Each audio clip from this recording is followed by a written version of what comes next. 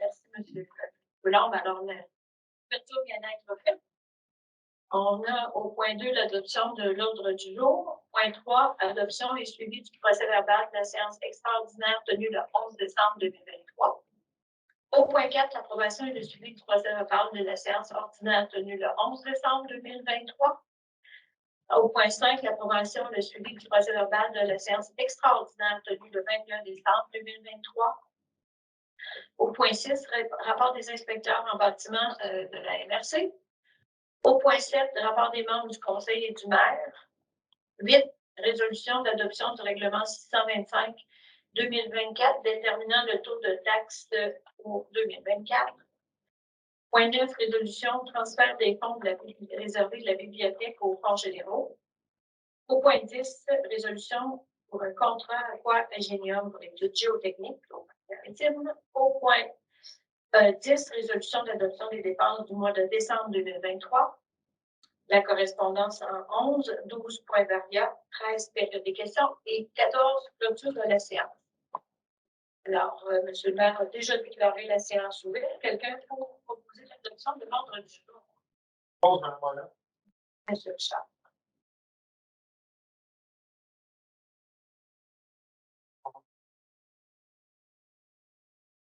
L'adoption de la séance extraordinaire tenue le 11 décembre, mais c'était les budgets et le plan triennal des modifications. Alors, il y a pas de suivi là-dessus particulier. Quelqu'un pour proposer l'adoption d'approuver le procès-verbal, s'il vous plaît? Oui, je vais proposer ça.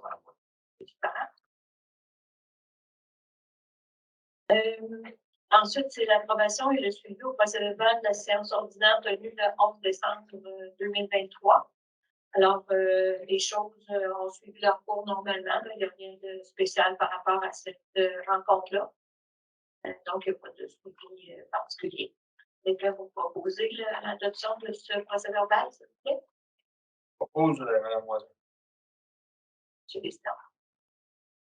En ce qui concerne la séance extraordinaire tenue le 21 décembre, c'est une séance qui a eu lieu pour augmenter la marge de crédit de la municipalité pour la fin de l'année, marge de crédit qui est normalement à 50 000 $. On avait besoin de l'augmenter pour couvrir les dépenses de décembre et janvier à 250 000 $.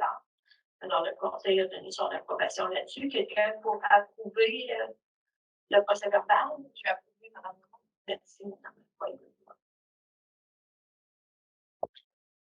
Point 6, le rapport des inspecteurs en bâtiment de la MRC. Le nombre de permis qui ont été émis au mois de décembre, c'était 4 permis pour une valeur de 710 000 $, donc une nouvelle résidence là-dessus.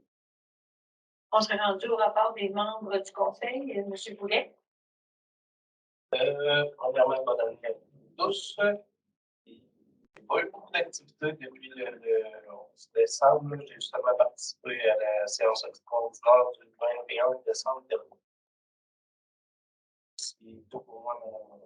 Merci beaucoup, M. Boulet. Monsieur Vézina. Je dois vous dire que j'ai fait un peu comme mon confrère, M. Boulet. On a eu nos 2 réunions, puis ça a été pas mal tout pour le mois de décembre. Merci, M. Vézina. M. Gosselin. Oui, bien, c'est tranquille pour moi aussi. J'ai même été absent le 21 décembre. Je veux quand même m'en faire. Bonne année. Merci beaucoup, M. Gosselin. On a la pointe de gloire.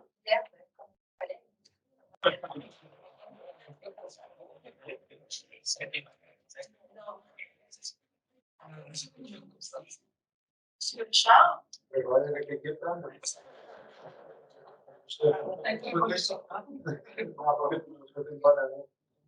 Monsieur Parent. Même chose pour moi. Bonne année à tous. Puis, ça a été la séance extraordinaire. C'est similaire pour moi aussi, étant donné que les réunions de la MRC avaient lieu avant le 11 décembre. Et je vous souhaite une bonne année 2024. Donc, par la même occasion. Si vous voulez poser des questions concernant la séance extraordinaire pour augmenter la marge de crédit, c'est qu'on avait une marge de crédit que Mme Moisin a remboursé un montant de 360 000. Et elle n'était plus en vigueur. Donc, c'est pour ça qu'on est obligé d'ajouter une autre la plus régulière. Peut-être 50 000 à 250 000. C'est pas parce qu'on a besoin, on a dépensé, c'est juste parce qu'on a remboursé dans le crédit qui est déjà existant. Exactement ça. Peut-être mentionner également, M. le maire, que là, les demandes si jamais il y en a qui ont des demandes de permis en attente ou pour des rénovations ou quoi que ce soit, la MRC est en recherche de remplacement pour l'inspectrice qui est attitrée à la municipalité de Saint-Laurent, Mme Rahari, a quitté pour aller travailler dans la municipalité de Lévis. Mme Olga Rahari, qui était notre inspectrice depuis environ 4-5 ans. À peu près, hein, c'est ça. On est rendu à l'adoption du règlement 625-224 déterminant les taux de taxes. Alors, le titre officiel, c'est déterminant le taux des taxes foncières générales à taux variés, les taux des taxes spéciales, les différents taux de taxes pour les services et intérêts. Ce règlement-là abroge le règlement 620-2023 et ses modifications, ainsi que tout autre règlement antérieur. Alors, est-ce qu'on peut être dispensé de la lecture complète du règlement et en passer au point important, M. le maire? Oui, juste passer comparer les taxes, les nouveaux taxes, les taux de taxes précédents pour l'Université de 2024. Parfait. Alors, le taux de taxe pour l'exercice financier 2024 est établi à 46,21 du 100 $ d'évaluation pour le rôle pour l'année fiscale 2024. Alors, la foncière, la foncière de base passe de 27,9 sous à 29,5 sous. Le service de police demeure similaire. La communauté métropolitaine baisse un petit peu de 0,0427 à 0,0386 de sous 100 $ d'évaluation. Et la quote-part de la MRC, elle a monté un petit peu de 6,8 sous à 7,3 sous du 100 $ d'évaluation. Le taux de taxe des immeubles non résidentiels, l'année dernière, il était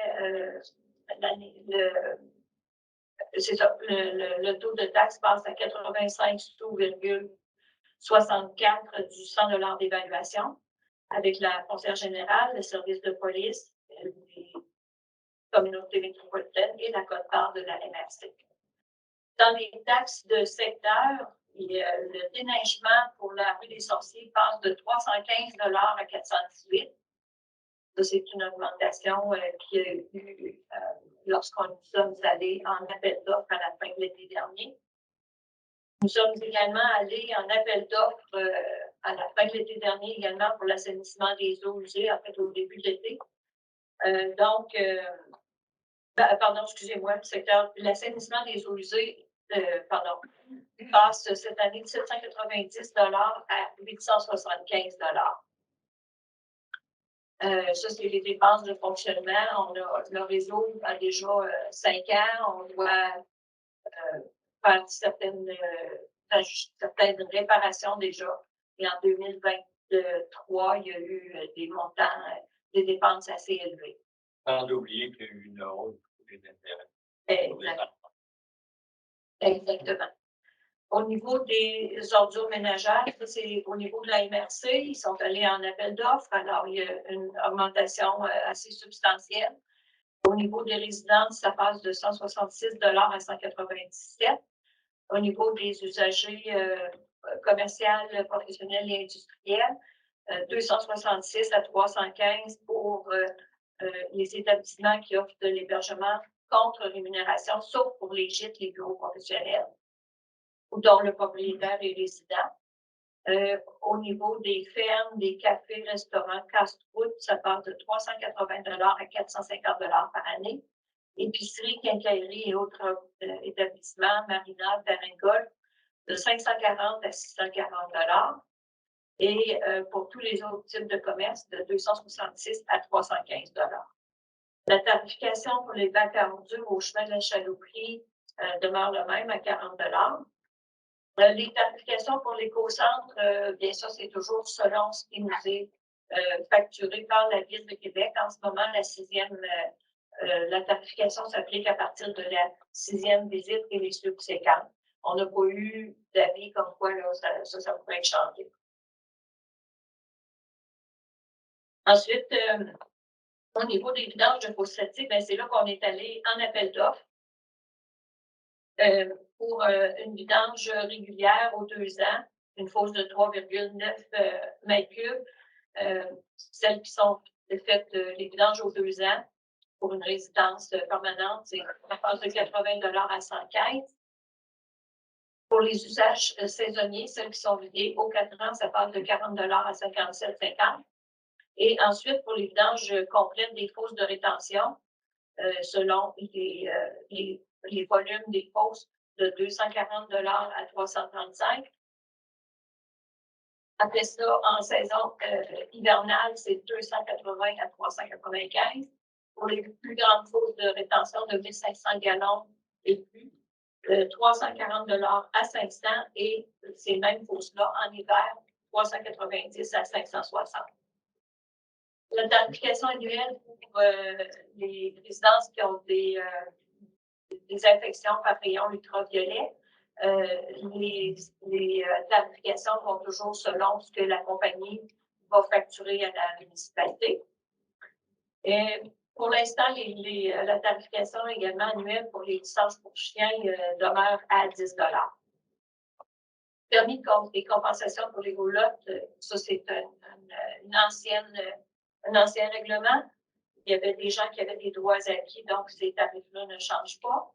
Les dates de versement, c'est toujours 30 jours après la date de facturation. Et les 2 autres versements sont exigibles le 15 juin et le 15 octobre de l'année en cours. Au niveau des taux d'intérêt pour les taxes impayées, les comptes en souffrance, ça va passer de 5 à 10 pour l'année 2024. Madame Moisan, au niveau des usages spéciaux, au niveau des troisième thème pour l'électricité, il ne faut pas 690 pour le reste. 90? Ah. Oui, là, oui. Je vais vérifier, j'ai peut-être fait une petite erreur de. T'en as un peu. C'est moi qui ai une erreur.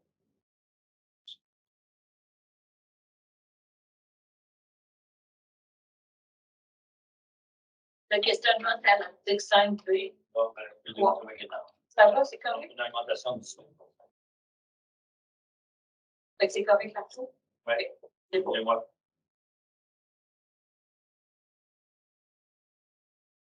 Alors, quelqu'un pour. En fait, c'est monsieur Parent qui avait déjà donné l'avis de motion. Et c'est vrai que le gouvernement maintenant, c'est sur la personne qui a donné l'avis de motion qui propose l'adoption du règlement. Alors, monsieur Parent, êtes-vous toujours d'accord? Absolument, c'est beaucoup de choses. Transfert des fonds réservés de la bibliothèque aux fonds généraux, c'est que il y a plusieurs années, il y avait eu le réaménagement de la bibliothèque. Il y avait des fonds de 3 328 et 45, qui avaient été gardés en balance dans ce fonds-là, dans ce qui s'appelle le fonds, le surplus réservé de la bibliothèque. Il y a eu des achats et des réaménagements de meubles cette année par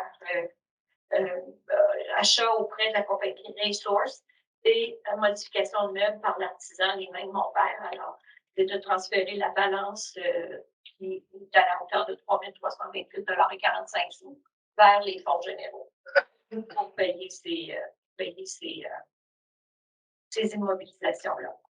Je propose le transfert des fonds. Merci, M. Boulet.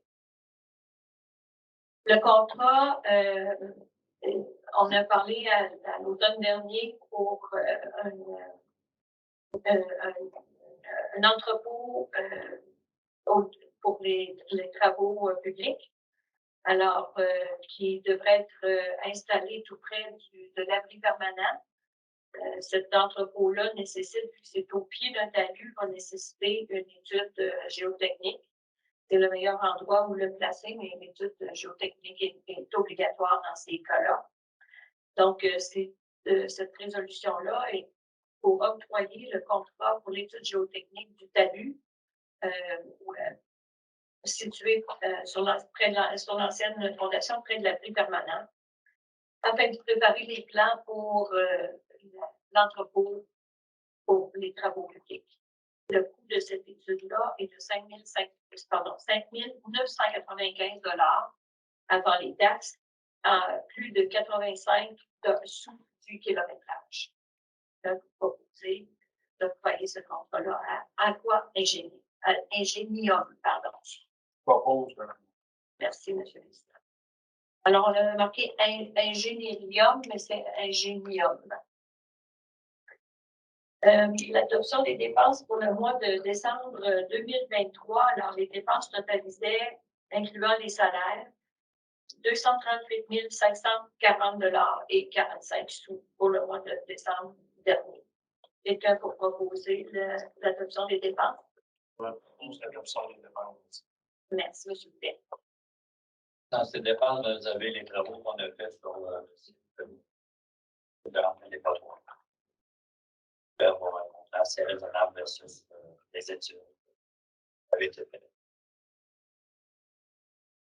Alors, au niveau de la correspondance, on a eu une demande de la part de M. Deslauriers pour un plan de participation à un projet de canaux sur glace. M. Deslauriers a également contacté le parc maritime pour avoir l'autorisation de partir avec le canot du parc maritime. Alors, c'est une correspondance qu'on a reçue. Il n'y a aucune résolution ce soir à l'ordre du jour. Cependant, là, au niveau de la période de questions, M. Deslauriers, si vous avez des choses, des questions que vous voulez poser au conseil, vous pouvez le faire des questions. Il n'y a pas de point au VARIA ce soir. Est-ce que vous serait rendu à la période de questions, M. Question. Oui, M. Deslauriers. Bon, bonjour le conseil, je me présente Philippe Deslauriers. J'ai effectivement déposé une demande de correspondance, comme vous l'appelez, là, parce qu'on a un projet de canot à glace qu'on a démarré ici à l'île d'Orléans.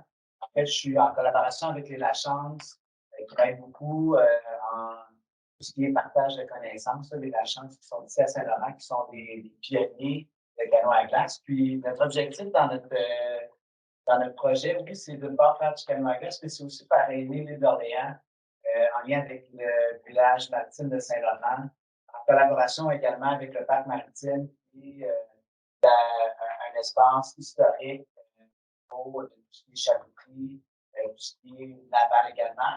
J'ai parlé avec M. Bédard qui était très ouvert à cette collaboration-là parce que notre mission à Bédard ou Bouchard, excusez-moi, merci, le directeur général, qui ont, par le fait même, nous autres, par coïncidence, acquis un ancien canot à glace. Puis, nous, on voulait offrir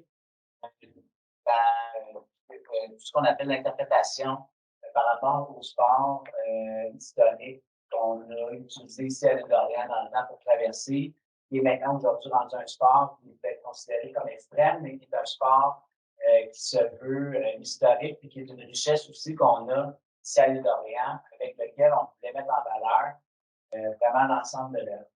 J'ai contacté plusieurs partenaires, des entreprises de l'île d'Orléans, dont Tibidou, qui fait partie de notre arsenal, si on veut.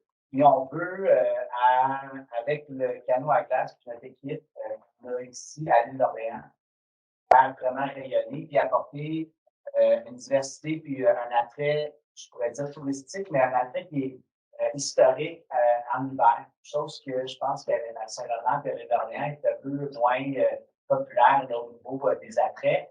Donc, on voulait vraiment apporter une beauté au village maritime de Saint-Laurent, parce que je pense que le village de Saint-Laurent peut se positionner comme étant un village maritime.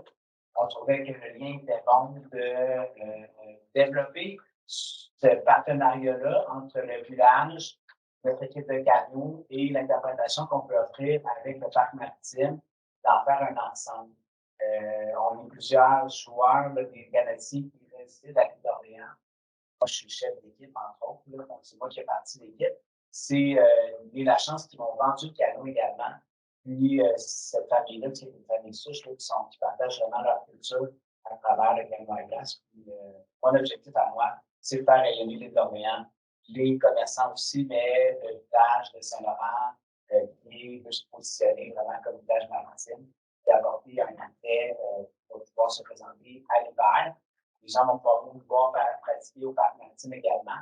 Puis, en été, le canot sera disponible pour le tourisme qui va vouloir venir voir l'évolution. Parce que, comme je disais tout à l'heure, ils ont acquis un ancien canot qui est probablement fait en écorce de bois et utilisé pour traverser.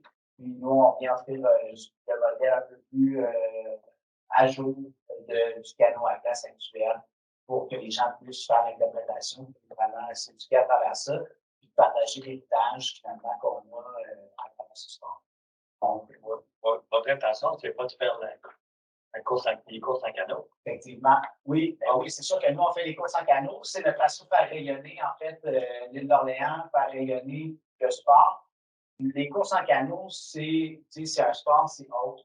Mais le rayonnement que nous, on veut offrir avec les acteurs de l'île d'Orléans puis le village maritime, c'est de mettre en valeur l'histoire. Nous, ce qu'on veut, c'est un peu sortir des sentiers battus que juste faire simplement le canot puis participer aux courses. Nous, on veut faire rayonner. C'est pour ça qu'on a fait une intervention auprès du conseil et de la municipalité pour avoir du support parce que on a besoin de support, oui, financier. Puis comme je mentionnais dans le document, à moyen et long terme, on veut s'installer au parc maritime, pouvoir faire également les mises à jour et tout ce qui est nécessaire pour la sécurité et l'entretien du canot, mais que le parc maritime puisse bénéficier également de notre canot, quand nous, on ne s'en sert pas, d'inviter les gens, la population à venir nous encourager et à prendre part à ce mouvement-là, si je peux dire, qui est un mouvement rassembleur, qui est également une activité hivernale qui vient diversifier, je pense, l'offre qu'on peut offrir ici à Saint-Laurent, surtout en hiver. Qu'est-ce que je vais dire aussi? C'est ça, je pense que c'est. Quand vous dites c'est un cadeau, les Lachance, c'est quel Lachance? Les Lachance, mais on a Stéphane de Lachance, qui est à Saint-Pierre, qui est Stéphane Asselin, le constructeur qui fait, Construction Orléans. Eux, il y a plusieurs canotiers à l'île d'Orléans qui sont des canotiers d'expérience qui ont couru depuis plusieurs années. Je parle de la chance de Daniel et Lucien Lachance, que leur père était coureur. Ouais. Quand on arrive chez eux, ils ont la médaille du carnaval de 1948 qui ont gagné la course. Puis on voit que l'histoire est bien ancrée, en tout cas chez ces gars-là. Puis eux, ils m'aident vraiment à partager leurs connaissances, mais ils m'aident aussi à mettre en place le canot. Actuellement, mon canot est chez Daniel, il est en train de se faire peinturer aux couleurs de Tibidou pour qu'on puisse représenter, oui, Tibidou, mais aussi, il va être marqué d'Orléans dessus. Puis nous, à travers nos réseaux sociaux, on a une certaine force au niveau du marketing puis de la mise en marché. On veut pouvoir faire rayonner l'ensemble de l'île d'Orléans, puis les joueurs, les acteurs qui sont derrière nous, pour partager, je dirais, le patrimoine qu'on a, cette richesse-là qu'on a de nos ancêtres, puis de nos parents, puis de tout le monde qui ont fait du canot à glace, qui était là avant nous, pour pouvoir démontrer vraiment l'histoire, qu'est-ce que c'est l'évolution du canot aujourd'hui, puis pour pas que ça se perde comme sport. Donc, le sport est toujours présent, et nous, on veut mettre l'accent là-dessus sur vraiment le volet historique, le volet interprétation avec le parc maritime, le village maritime de Saint-Laurent, parce que j'ai pu voir à l'étude, en fait, j'ai vu ici lors de la présentation de l'étude que le village de Saint-Laurent pouvait se positionner comme village maritime. Donc, on trouvait intéressant de pouvoir faire un lien entre le sport de canot, vraiment notre base, et le village maritime de Saint-Laurent pour amener un rayonnement, non seulement à le village, mais aussi à l'ensemble de l'île. Donc, c'est un peu ça. Puis, je voulais aller de l'avant aussi par rapport à une question concernant l'activité hivernale du carnaval. Je ne sais pas si ça l'a encore lieu cette année. C'est des neiges. Oui, exactement. Je ne sais pas quelle date que c'est prévu actuellement. Je ne sais pas si vous avez statué là-dessus. Ça fait des années, j'imagine. 27 janvier. 27 janvier. Parce que on aurait voulu, avec Tibidou, le canot, inviter les gens, puis profiter du rayonnement du carnaval. Parce que j'imagine que Bonhomme vient aussi, là. Et de ce que je comprends, le canot à glace étant l'image à l'international la plus prisée du carnaval, et c'est pas notre fameux Bonhomme, mais c'est bien comme le canot à glace, le sport historique qui est caché derrière ça. Donc, nous, on voulait faire un événement qui va puis peut-être bénéficier de votre organisation pour pouvoir mettre de l'avant notre sport et qu'est-ce qu'on a fait jusqu'à présent, inviter les gens à consommer des breuvages chauds à base de petits coups que le petit Guido est capable de faire, puis présenter l'équipe. Vraiment mettre l'accent là-dessus. On est déjà en contact avec plusieurs personnes au niveau du carnaval, donc on peut voir si vous étiez enclin à participer. On parlait du carnaval, du festival des neiges. Le festival des neiges, mais qui est en lien avec le carnaval. En fait, le carnaval, c'est l'exposure, c'est la grosse machine, c'est... Le carnaval de Québec, c'est à quelle période? La course du carnaval de Québec a lieu le 4 février prochain. Je pense que le carnaval débute le 2, si je ne me trompe pas, parce que c'est le vendredi. Puis vous êtes la fin de semaine précédente, je crois. Tout ce qu'on voulait, c'est considérant que tout ce que j'ai mentionné par rapport à la visibilité et l'impact que le canot a dans l'ensemble de l'histoire du carnaval, c'est d'aller chercher cette visibilité-là, puis de l'offrir en fait à tous ceux qui veulent participer pour pouvoir présenter notre équipe, mais aussi notre mission et nos valeurs qu'on a derrière l'équipe de Canada. Donc, pour ça, c'était mon appel d'intention. Puis, je vous remercierais je vous remercie de l'intention et de l'intérêt que vous avez. Pour l'instant, il n'y a pas eu de décision de prise, sauf qu'on a vu que vous aviez demandé pour pouvoir peut-être cirer votre canot à l'intérieur du garage municipal. C'était une de mes demandes à long terme parce qu'on va parler de garage. Pardon?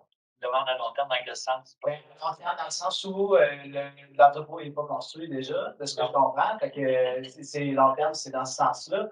Nous, ce qu'on voulait avec M. Bouchard, qui est très intéressé d'ailleurs, à ce que nous, on pratique au parc maritime pour apporter une certaine affluence, notamment pendant l'hiver, c'est de pouvoir bénéficier des lieux afin de, oui, pratiquer, mais si on a le cirage du canot, par exemple, qui a besoin d'être fait à la chaleur, et si c'était possible d'avoir un espace qui serait alloué pour le canot, pas en permanence, mais seulement pratiquement, une fin de semaine, un soir, comme bien une entente pour que nous, on puisse utiliser l'espace sans qu'on se l'approprie, mais que ce soit compris qu'on puisse bénéficier de. Pour cet espace-là chauffé, on va laisser la décision à notre employé municipal qui lui gère son local. Et ça sera en fonction des possibilités de ce côté-là. Nous, on est en accord, mais il ne faut pas que ça nuise au travail de notre employé. Non, je comprends. Mais là, est-ce que vous parlez de l'établissement actuel, le garage? Oui, le garage qui est chauffé parce que là, votre tirage de canot. Le garage actuel, je ne suis pas sûr que le canot rentre. À moins que s'il est d'accord puis qu'on peut aller voir puis s'entendre ensemble. C'est quelle dimension le canot? Bien, le canot avec le trailer a 31 pieds de long. Puis le canot en soi, il y en a 20. Donc, à savoir s'il y a 30 pieds de long, dans un garage de 30 pieds, ça rentre. Ceci dit, c'est juste qu'il faut enlever le canot de son trailer. L'idéal, c'est s'il est capable de rentrer sur son trailer, il fait 31 pieds. C'est bien énorme, c'est assez facile. Si l'employé, puis qu'on est capable d'avoir un certain horaire, puis moi, je peux partager l'horaire des courses également, parce que l'horaire des courses, souvent, c'est avant les courses, on cire le canot pour l'événement en soi. Puis après, bien, on pratique nous aussi à Saint-Laurent. Mais après ça, c'est juste quelques fois dans l'hiver pour le cirage. Je vais m'envoyer l'horaire. Oui, effectivement, c'est un problème.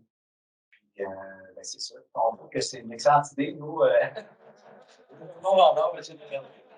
comme je vous dis, on a on n'a pas statué. C'est correct. Je suis juste venu comme me présenter, faire valoir mon point, puis aussi l'engouement qu'on a derrière ça. Je pense que c'est une belle occasion de pouvoir mettre l'accent sur le volet historique de l'île d'Orléans, mais aussi donner un coup de main au village de Saint-Laurent qui veut se positionner comme ville maritime en offrant c'est quand même assez spectaculaire là, de voir les gens courir à canot là, sur les glaces. Encore faut-il qu'il y ait des glaces.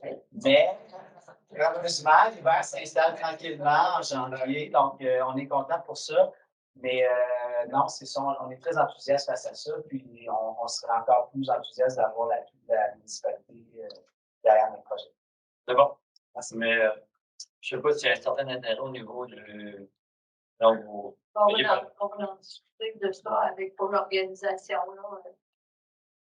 c'est ça. Donc, on va revenir là-dessus. Génial. C'est bon? Merci. Alors, d'autres questions?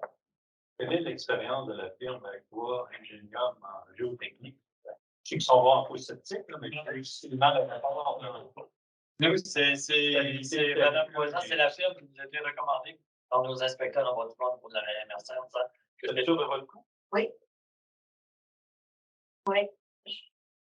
Firme qui sort de peu près pas nulle part. Non, ils ont été repérés par les Est-ce que ingénieurs. vous avez demandé s'ils ont au moins un ingénieur géotechnicien pour faire le job? Donc ça? Oui. Sceptique, parce que ça, c'est pas possible. Si vous me le dites, je vais prendre votre parole. Et moi, j'ai pris la parole de nos inspecteurs à la MRC et de l'offre de service qu'ils nous ont fait. Ça empiète beaucoup. Ça empiète beaucoup du tout sur le stationnement. Non, c'est vraiment passer la rue permanente. La vie permanente, c'est pas ce qui a été fait avec le beau, là. Oui, c'est ça. C'est beau, Ouais. c'est la vie permanente. En allant plus vers, quasiment vers le nord, il y a comme des anciennes fondations de bâtiments du chantier maritime qu'on veut défaire et construire là, mais avec les nouvelles normes qui disent qu'il faut, tu peux pas construire à moins de 10 mètres d'une falaise, sauf si tu as une étude géotechnique de la falaise. Le terrain de la municipalité va assez loin. On va presque jusqu'en haut de la falaise. Mais la chemin de Jusqu'à la rivière. Ça tourne, là, puis à un moment donné, il y a un ruisseau. Là. Avec des conteneurs. C'est après les conteneurs. C'est ça. L'idée, c'est de ça fait partie des règlements qui nous ont été posés par le gouvernement d'avoir c'est à moins de 10 mètres de falaise. Si on sait qu'il y a des maisons à Saint-Laurent qui sont construites à 5 mètres de la falaise depuis des générations, ça fait partie des règlements qu'on est obligé d'incorporer. D'autres questions? Madame Delille? Avez-vous eu le certificat d'autorisation du ministère? Non. Non, nous, on a fait une demande, si on avait fait une demande, comment eux voyaient ça. Ils nous ont dit que tu n'as pas l'autorisation signée, là, mais nous C'est avaient une mis, autorisation préliminaire selon les conditions, oui. mais seulement une préliminaire, parce que là, on n'a pas encore les plans définitifs du bâtiment. Autre question, j'avais mentionné le mois dernier qu'il y avait un problème en ce qui concernait les rues Almena. Je dois vous avouer que je n'ai fait aucun suivi. Je pense que vous avez donné la solution. Allez-vous faire aussi?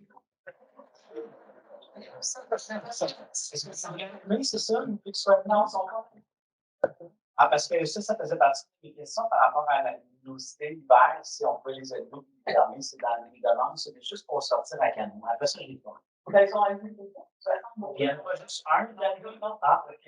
Non, en fait, nous, ce qu'on disait, c'est que l'intensité est forte, parce que jusqu'à et ma maison et celle de toi-même, on est quand même assez loin. Non, mais j'étais pas, je suis pas.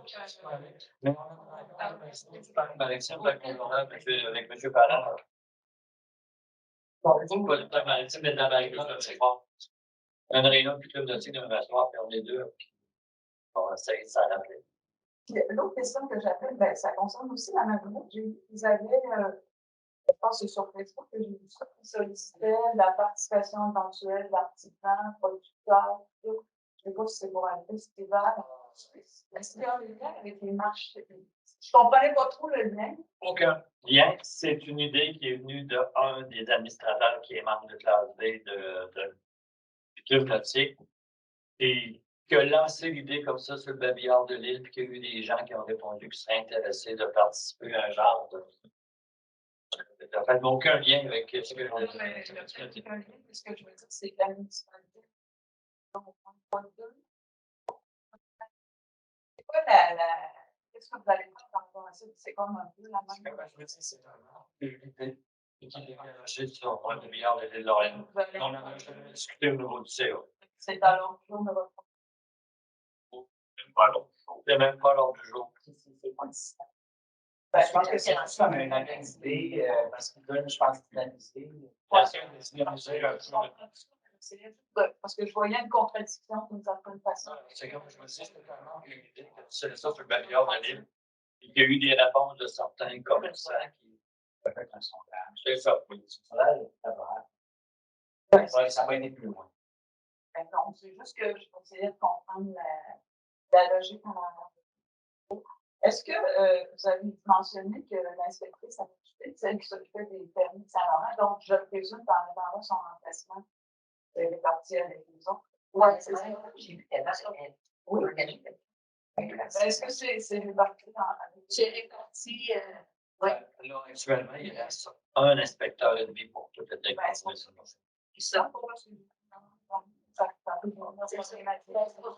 les gens vont devoir peut-être patienter un petit peu, mais On a eu l'information quelques jours avant Noël, son départ. Oui.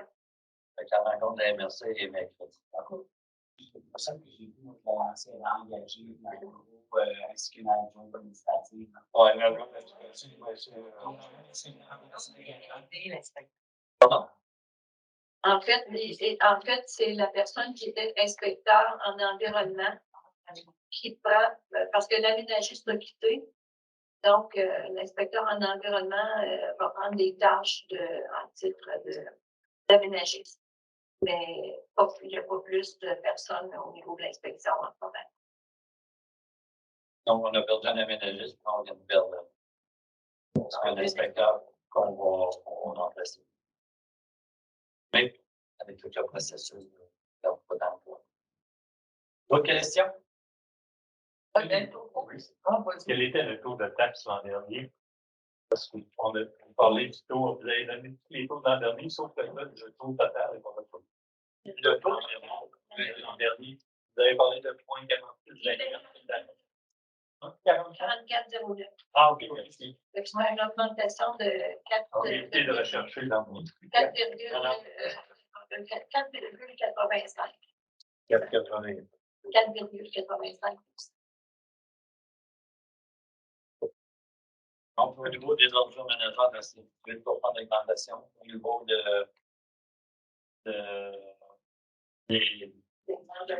vidanges de pause, c'est 28%. Au niveau de la MRC aussi, il y avait une augmentation au niveau de la compensation. Non, mais c'est parce qu'on est allé avec des appels d'offres, on avait des contrats de 3 ans. On est allé en appel d'offres. Les soumissions sont sorties avec ce. Les soumissions les plus basses sont sorties avec ces taux d'augmentation. Juste pour vous donner une idée, au niveau du déneigement, on a eu 30% d'augmentation. On va voir des choses. Et ça, c'était la plus basse soumission. Puis ça, au niveau des trottoirs, des tout gros, ben, c'était presque le double. Entre le premier et le deuxième soumissionnaire, il y avait presque une double. C'est ça. Avec, il y a la pandémie, les taux d'intérêt qui ont monté, le coût de l'essence qui avait augmenté pendant la pandémie, ben là, c'est la plus. Et c'est tout de suite à des nouvelles appels d'offres, soit au niveau municipal ou de la MS. D'autres questions? Alors, je vous souhaite un beau mois de janvier. Avec de la neige et du froid, on va avoir de la glace. Merci. Je propose, Mme Moisin.